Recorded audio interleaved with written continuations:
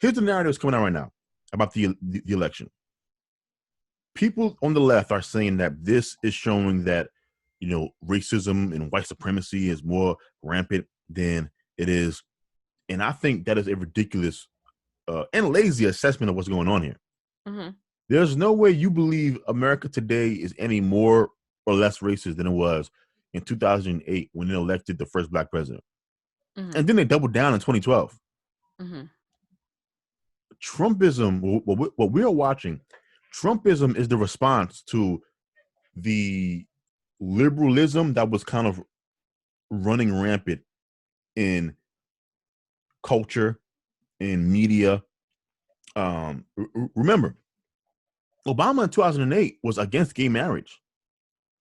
2012, he was for gay marriage. That's how quickly the culture was moving. And so certain aspects of liberalism I like, I think gay people should be allowed to get married legally. They are legal citizens like everybody else. And so I don't see any valid legal reason why they should not get married. Your religious beliefs does not trump somebody's legal right to get married, in my personal opinion. But then there are other aspects of liberalism that I think is insane. You know how I feel about the alphabet people. What?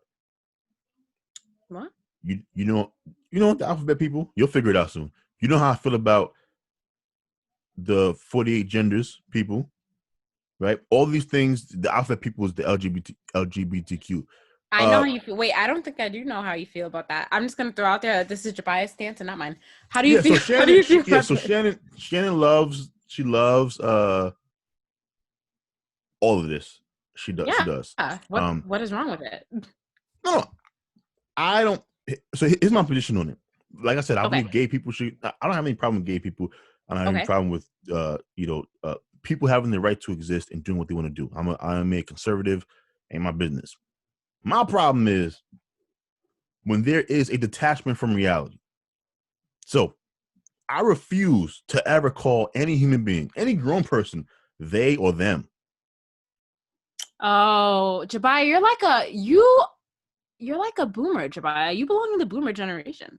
No, I'm part of the make sense generation.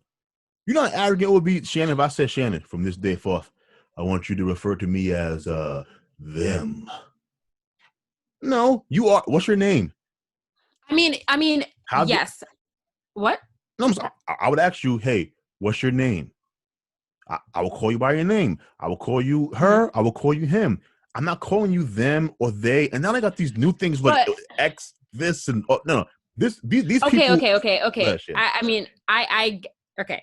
I know that it doesn't feel natural to refer to somebody as they or them, but if somebody doesn't identify, I just know that you don't. If you don't get it, then no. I don't know if there's anything I can say to you that'll make you change your mind. But if somebody doesn't, time out. I'm with you, but this is part of the problem. Your side immediately goes to thinking people either don't understand or they don't get it. No, it's not that. I just reject the premise. But how can you reject the premise if somebody doesn't identify as a male or a female?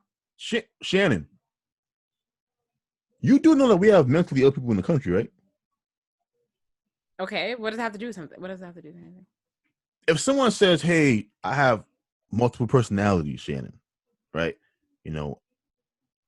If you have a son, 10 years from now, and he says, Mommy, I feel like there are, 3 or 4 people inside of me. What would you do as a parent? And he had names for them too. You would? I don't know. Well, if you are a responsible parent, and I hope you would be, you would take your child.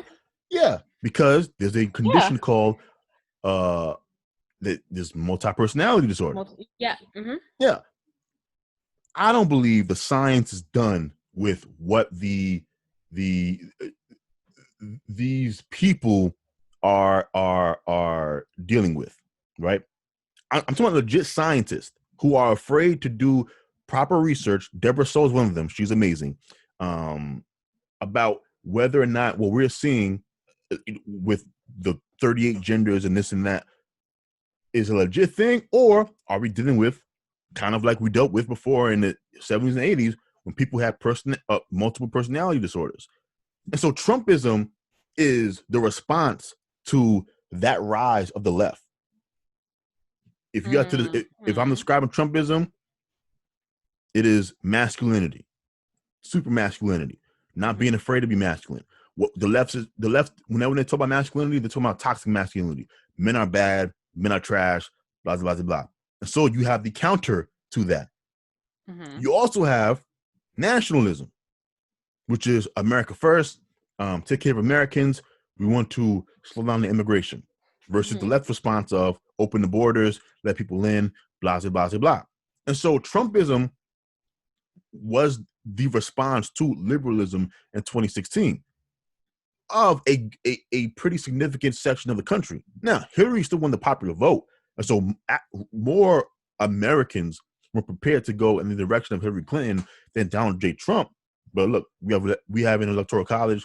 Those are the rules of the game, and so Trump won, quote unquote, that election.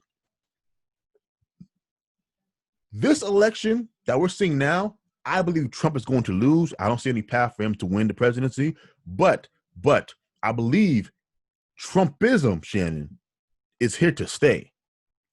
This was not a rejection of Trumpism. Trump did not get blown out. He did not lose multiple. In fact, Donald Trump expanded his base, Shannon, with every demographic except for white men when he lost. He gained more support with black men. He gained more support with black women. He gained more support with Latinos. He gained more support with LGBT. The only demographic where he lost people was white men. And that was information released by the New York Times. So explain that to me.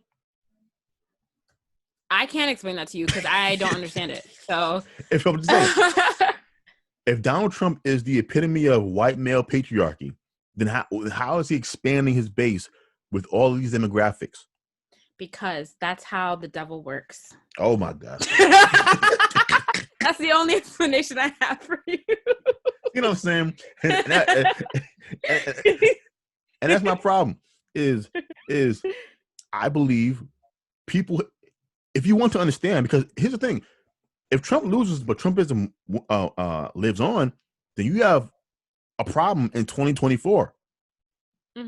Because Trump is not a phenomenal politician. He's a lot better than he's getting credit for, as far as exploiting certain things and making slogans that people can easily remember and chant. Like what he's done as a political animal is second to none. That said, he also says things and does things that creates obstacles for himself. In 2024, Shannon, you might have somebody who is able to take the good parts of Trumpism, who is a lot more sophisticated than Donald Trump, and if that person comes into the American political race in 2024, Shannon, the left has a problem, because as we're seeing with these results, people are attracted to Trumpism. They like it. I think it has a lot to do with his bravado. I think it has a lot to do with the fact that he rightfully calls out the phoniness of the mainstream media, which I agree with him on that. I also think he struck the right tone when he started going after big tech. I say all the time, big tech is the enemy of the people. So Trumpism is here to stay. That's my takeaway from the election. I'm assuming you don't agree. No, I mean, you're probably right, but I don't like it. But whatever, you're probably right. But it's okay, because I'm not going to live here in 4 years. Hopefully Canada's borders will be open again, and I'll be living there in Bali.